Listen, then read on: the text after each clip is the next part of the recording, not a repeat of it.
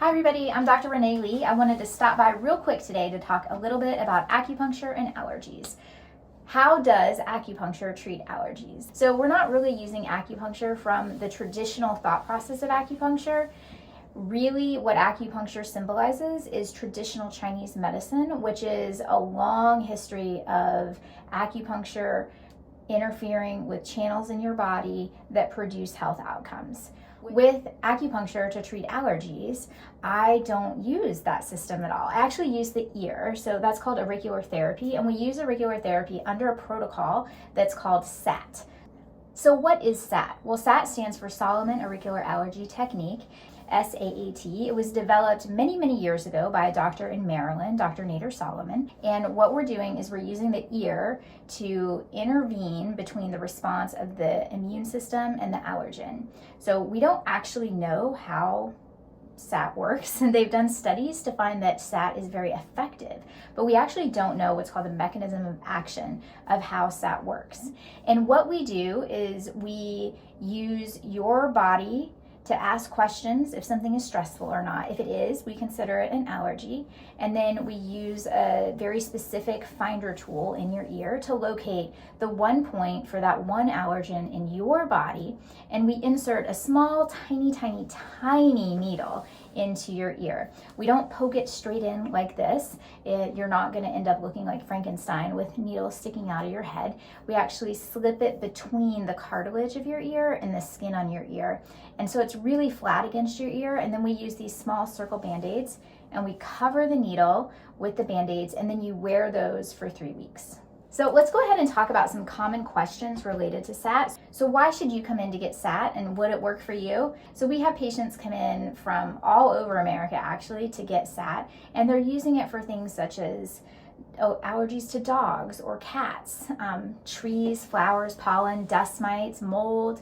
We also have patients coming in for much more random things, or what you might consider random, what we consider an average day at the office, which might be cotton or polyester, might be drywall or concrete dust. Many patients come to see us for food allergies, and when we're dealing with food allergies, we're also going to look really broad at all of the digestive processes of your body, because what we really need to figure out is it just the food, or is it cross reactivity? So for example, if you struggle eating apples that are raw, you might actually have a birch tree allergy.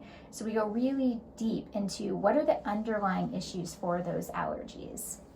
Some people come to our office and they don't understand what an allergy is, and they're not quite sure how to use that term. What they know is that when they have an exposure to something, they don't really feel that great, and they're hesitant to use the word allergy because we often think of allergy as life-threatening, which many allergies are very life-threatening. And if you have an anaphylactic allergy, we're going to talk about that in a minute. For all the rest of us that just get exposed to something and don't feel very good, what constitutes an allergy? We actually don't have to worry about that too much in our office. We're not going to do a traditional allergy test like the prick test that you'll get at the immunologist's office, or even the patch test. What we're going to do is we're going to use your radial pulse, and we're going to ask some questions of, does this substance cause stress on your body, or does this substance not cause stress on your body? And by asking that question, or when we ask that question, your pulse is actually going to change, and that's how we can find out if a substance is stressful to you or not. So if it is stressful, then we go ahead and do the SAT. Another question we commonly get is, do you as the patient need to walk in with a list of things you're allergic to based on some other testing you've done? And you don't.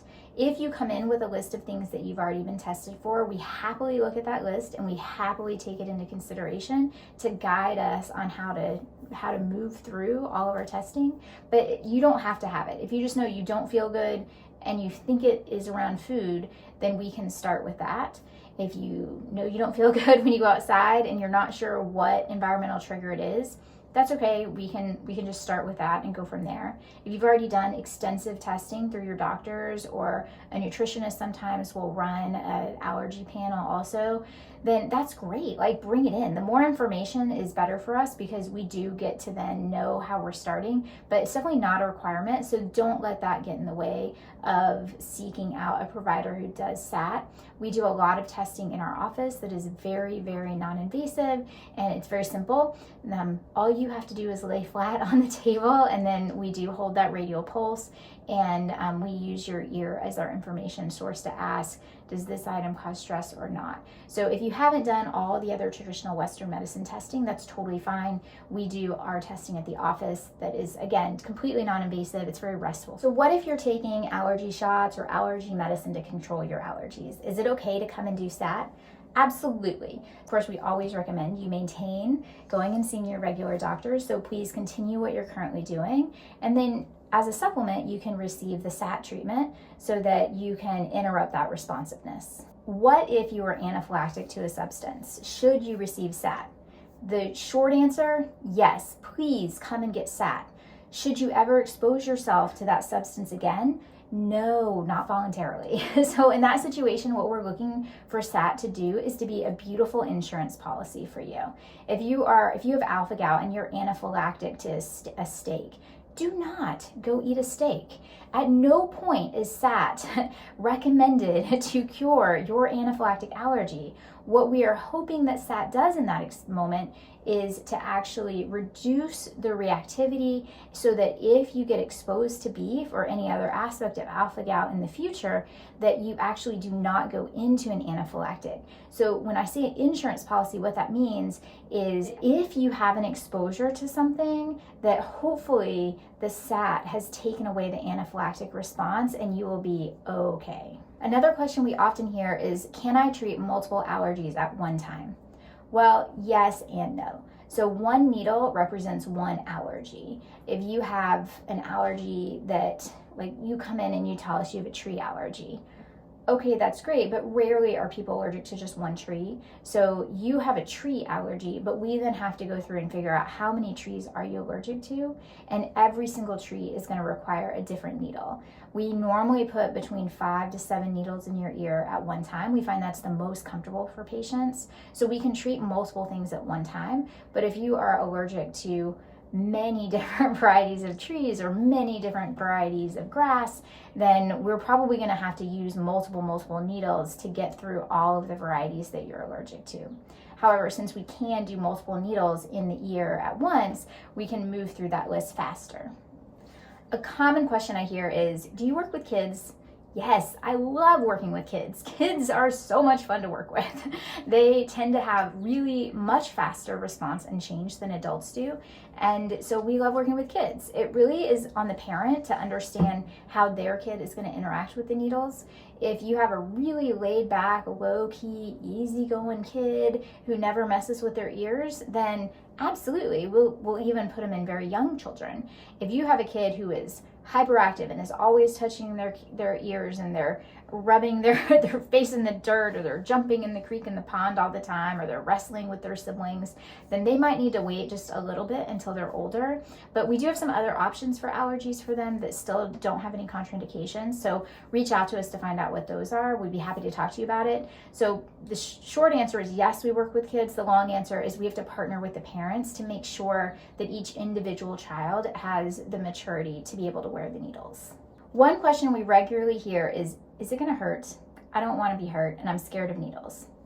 Usually SAT does not hurt. I can't guarantee that it's not going to hurt when we first put the needle in, but if it does hurt, it's sort of like a wave. So you'll feel the pain or pressure, and then it's going to drop back down.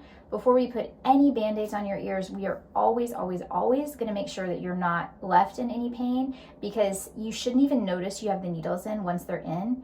The only other time that SAT can hurt is if you get out of the shower and you go to dry your hair and you bonk your ear and you press it with the towel. You are not going to forget in that moment that you have ear needles. Sometimes for the first couple days too, if you roll over in the night and you put your head on your pillow and you put pressure on that ear, it's going to hurt. Also, dogs or kids that might be jumpers, they'll sometimes jump up into your ear, and in that moment you are very familiar with those needles in your ear. But otherwise, SAT should not hurt. So how do you know if SAT might work for you? The only way you're going to know is if you come and test it. Do you have allergies? If you do, SAT is probably going to work for you.